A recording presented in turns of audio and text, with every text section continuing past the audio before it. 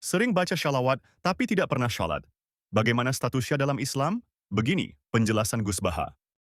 Pemirsa damai Indonesiaku, fenomena seseorang yang rajin bersyalawat, namun belum menunaikan sholat kerap memunculkan perdebatan di tengah masyarakat. Sebagian mempertanyakan nilai ibadah tersebut, sementara yang lain melihatnya sebagai pintu awal menuju kebaikan.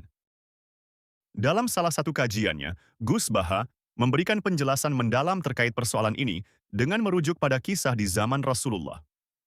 Gus Baha mengawali penjelasannya dengan mengisahkan seorang sahabat Nabi Muhammad yang dikenal memiliki kebiasaan buruk, namun tetap menunjukkan kecintaan kepada Allah dan Rasul-Nya. Sosok tersebut bernama Abdullah, yang oleh teman-temannya sering dipanggil Khimar.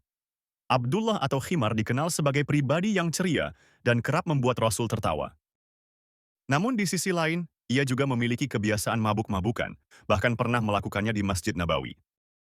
Suatu ketika, Khimar ditanya mengapa ia mabuk di Masjid Rasulullah, bukan di tempat lain seperti terminal atau jalanan.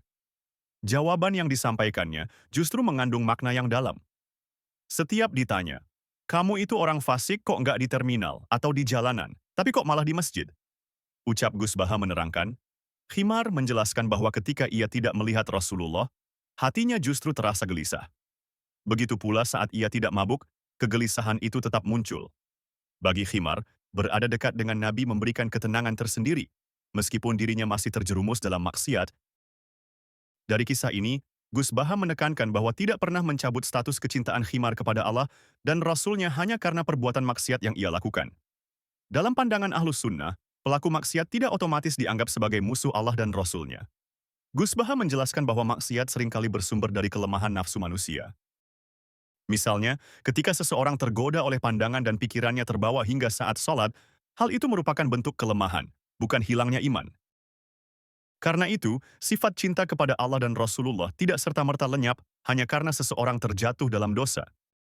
Semua kesalahan itu ya kesalahan saja, tapi tidak menjadikan kafir dan bukan berarti kita tidak cinta Allah dan Rasul, ujar Gus Baha. Kalau dia tidak pernah sholawatan dan tidak sholat, lalu jalur hidayahnya dari mana? Ujar Gus Baha. Ia menegaskan bahwa tidak ada yang mengetahui amal mana yang diterima oleh Allah Subhanahu wa Ta'ala. Bisa jadi, dari sekian banyak sholawat yang dilantunkan, ada satu atau dua yang menjadi sebab turunnya hidayah dan perubahan hidup seseorang.